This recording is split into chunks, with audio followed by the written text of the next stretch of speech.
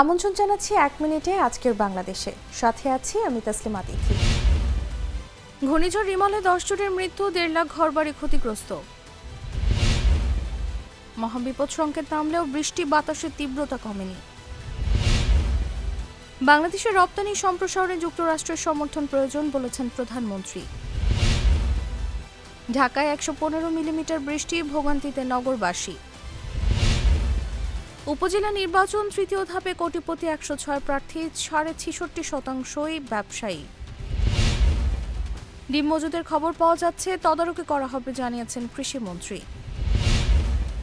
শিল্পী সমিতির দায়িত্ব পালনে বাধা কাটল ডিপ জলের। অনলাইনে যৌন নির্যাতনের শিকার 30 কোটি শিশু।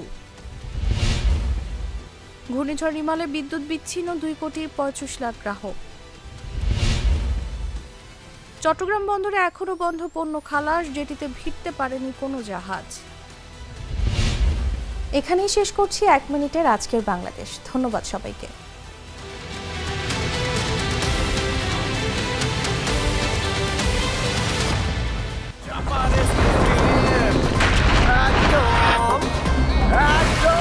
শপথ ভাই তোমার মামা।